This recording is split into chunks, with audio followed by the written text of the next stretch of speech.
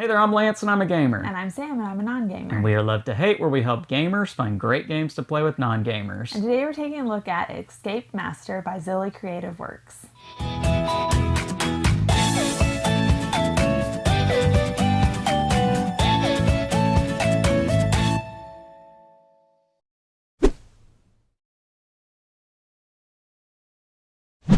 Escape Master from Zilly Creative Works is a game that is coming to crowdfunding here in the very near future, so you want to make sure to check out the link down below in the description of this video after you watch it.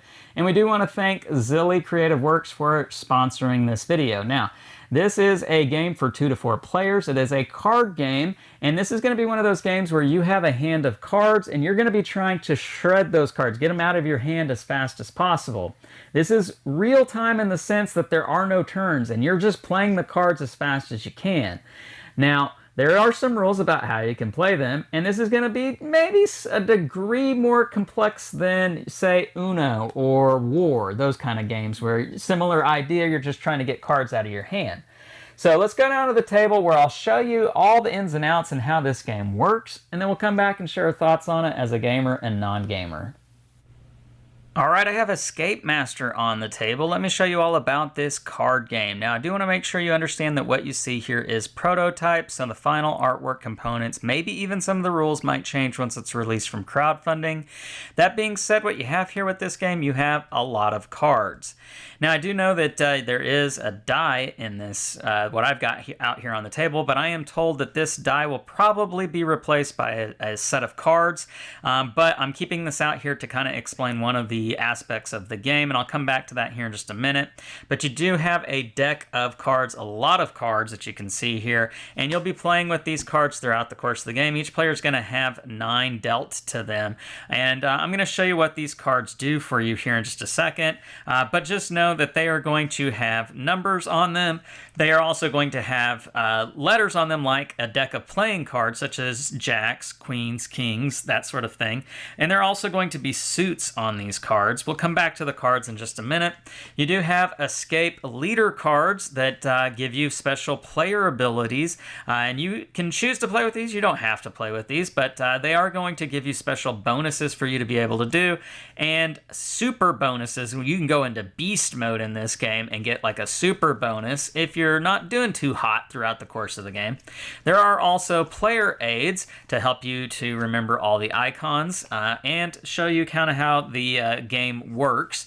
And then I do want to point out the box here. Now, again, this is prototype, so I don't know how close to final the box is, but the box is really nice as it's got a magnetic flap here, and it is going to hold all of your cards right there in the insert right here. And so, really nice box here with a magnetic flap. Now, how this game is going to work. Again, everybody's going to have 9 cards, and the objective is let me explain the theme. The theme is that you are trying to escape this island, and you're needing the help of some of the other people on the island to help you get away, such as mice and other people, and you're going to have to be quiet. You're going to need to eat in order to escape. You're going to need to train, and so there are some thematic elements as far as the artwork and the words on the cards, but really this is more of an abstract kind of themeless game, and really what you're trying to do is you're trying to shred these cards. You're trying to get them out of your hand as fast as possible. So how this is going to work, you're going to clear an open spot in the middle of the area, and this is a simultaneous game. All players don't take turns. You can play as many times as you can and as fast as you can, because again, you're trying to get rid of all these cards. Now, as I've already said, there's numbers and there's letters on these cards, on most of the cards anyhow, but the ones you're really looking for at the start of any round are 7s, because 7s are what let you start a stack. As you can see, this one says start, whereas this one says wisdom. Any 7 will let you be able to start a stack. And by stack, I mean there's nothing out here, and I am playing the first card, and now a stack has been started. Now, a Wisdom 7 will also let you start a stack, but it will also let you put on top of a stack. But in order to play on top of any card on a stack, you've got to either be 1 number less or 1 number higher, or in the case of a face card, 1 letter less or 1 letter higher. So for instance, if it's a queen that's out there on top of the stack, I need to play a king or I need to play a jack. because that would be one higher or one less. So I could play this 8 right here on top of the 7. And even though I was the one who played this 7 start, it doesn't matter. I can be the person who plays again on top of that. Now, you can only play one card at a time, and you do have to come back to your hand to be able to play the next card. I couldn't go, oh, there's an 8, and here's a 9 as well, and then here's a 10 as well, and keep my hand out here kind of blocking this off. You can't do that. So it's just one card at a time, and you keep going. Now, as you can see here, I played 7, 8, 7, so you can go up, down on this, and you can keep doing this, playing as many cards as you're able to do.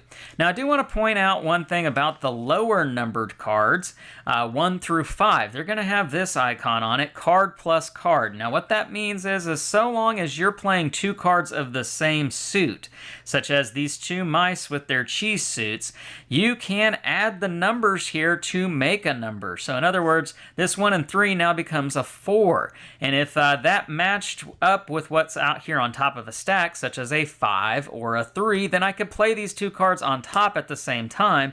And when that happens, whatever card I put on top now becomes the number that's on top of that stack. So now it needs to be a 2 or it needs to be a 4. However, this Tiptoe 2 card right here is a robot suit, so I could not combine these 2 cards because they're of different suits. I want to show you something else about the face cards here, the jacks, kings, and queens. Now, they're going to have card times 2 on it, and what that means is that even if they don't have the same suit, such as these 2 cards, so long as they're the same card, you can play both of them at the same time. So that's another little trick to try to get rid of these cards that are in your hand. Now, there are some other special cards. You're going to have 2 dead-end cards in the deck. Now, if you're playing with fewer players, you may only have 1 of these cards in the game, but essentially what they're going to do is exactly what you might think. You're going to play it on top of a stack, and that stack is dead-end. Nobody can play any more cards on this stack. There's going to need to be other stacks for you to continue, or maybe you start a new stack. So that's what the dead-end cards let you do. There are going to be trap cards. There's going to be 3 different trap cards that you can play, and you will be playing these on the other players, playing it in front of their playing area. These 2 traps are going to force that player to either play only cards that ascend in value. So in other words, on this queen, they would only be able to play a king. They can only go up. They can never play down.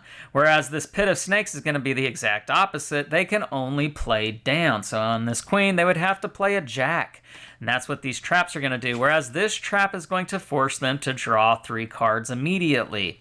Now you can play escape cards on top of traps that are played against you to negate whatever that is having you do. And so the only way to get out of this trap is for me to play an escape, and then I'm free of it. However, if anybody ever plays a wisdom card, they're going to announce to the table, wisdom. And when that happens, all the traps are negated for all the players. And so that's another way you can get out of a trap. That's pretty much the gist of the game. There are a few extra rules here and there as far as wisdom cards and that sort of thing, but that's like 98% of the game, and you're really wanting to just get rid of your cards as quickly as possible. And when somebody does that, then the round is over, and all the other players have to add up the cards that are in their hands, and each card in your hand counts as 1 blunder, which is bad. You don't want blunders, and you're going to establish the end goal. So the rule book says the first player to 30 blunders, that's the end of the game. That will end the game, and you'll just see who has the fewest number of blunders, and that person will be the winner.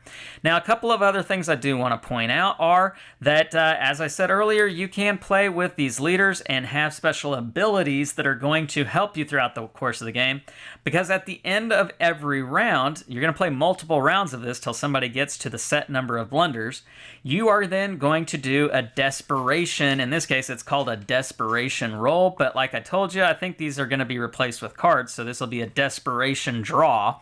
And depending on what you draw out of those desperation cards, you'll get something special. Now, it may not be something good if you draw bad, but usually it's something pretty good, and it could be that thing that lets you go into beast mode, doing your beast mode ability on your card, and that's kind of like a catch-up mechanic to help you to do better in the next round. There is a way to play this game cooperatively. There's also a way to play this game in teams, but I'll leave you to discover that on the Kickstarter page, looking at all the details that are on there. But pretty much that's the gist of the game. Now let's go up top and share our thoughts on Escape Master. And we're back, and now we're going to share our thoughts on Escape Master from a gamer and non-gamer's perspective. So Sam, let's talk about this game. Now, we've played a lot of card games here on Love to Hate. We played a lot of card games prior to Love to Hate. You've played Uno, you've played War, you've played Speed, you've played all those kind of games before. Yeah. How's this one different for you? What makes this game stand out from all of those other ones? I think the no turns, the real time, it definitely makes it interesting. And then the fact that you're not going in chronological order. You can do a number above or a number below. Mm-hmm. Then you can also start new stacks, tiles, and so you have multiples going at a time. So it can get very quick and get very competitive. At the same time, it can just stop, and nobody has anything, and then everybody has to draw. Which I think is interesting because in a lot of those games you don't have that aspect. Right. Drawing. And what I like about that is it's like, okay, draw, and then we're all kind of like looking at ourselves and we're like, now go. Yeah. and it kind of makes that whole little pause in chaos and then start the chaos again.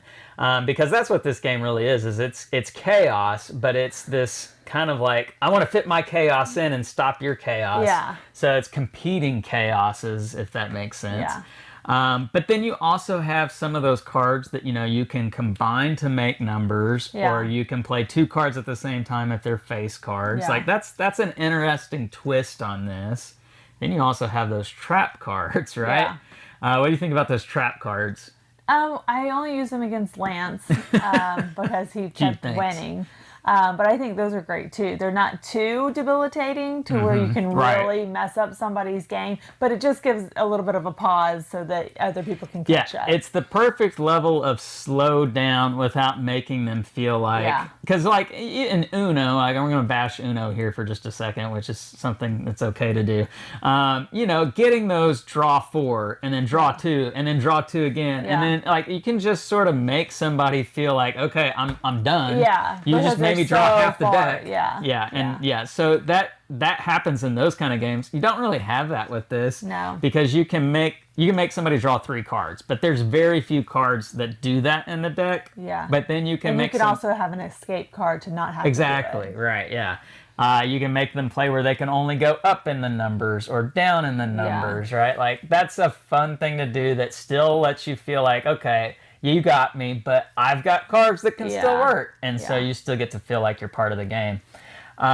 You've got those leader abilities that you can play with as well to kind of spice it up a little bit. You've got the desperation rolls or desperation cards. Our copy comes with a die, and I think the non-prototype version, they're going to have a deck of cards to represent that. So you've got extra cards that kind of help you out or maybe hinder you depending on if you get a good pull or a bad pull. So definite little layers of spice that have been added to this concept to make this game very unique and stand out on its own.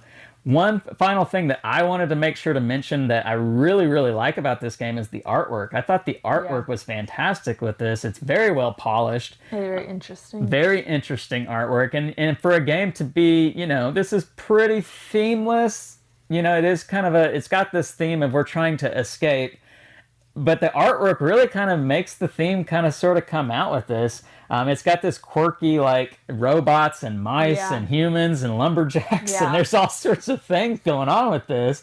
But the artwork is what really kind of brings that all up to the surface. So I really do like the artwork with this one. So one that you would recommend playing with non-gamers? Yeah, I thought it was great. We did try to play it with our 9-year-old. It says 10 plus. Mm-hmm. She was just not quite quick enough with reaction time was what she and so I definitely our 12-year-old could probably play with us, but we definitely beat her pretty badly. So your 9-year-old might be better. I don't know. It was just reaction time. We were very much quicker at playing her cards than she was. So. But yes, I would recommend your mileage may vary with your 9-year-old or 8-year-old. But no, I think this is one that, this is going to be that kind of game that if everybody is able to kind of have the same reaction time, I think it's going to be even level playing field and you can have a good chaotic experience with that. So The game is Escape Master. It is coming to crowdfunding. So again, make sure to check out the link down below in the description of this video to take a look at that campaign page and get all the details on this one. And while you're down there, make sure to leave us some comments. Make sure to like and subscribe and push that bell button so you get notifications of all our new content. I'm Lance. I'm Sam. And we are Love to Hate, where we try to bridge the gap between gamers and non-gamers. We'll catch you next time.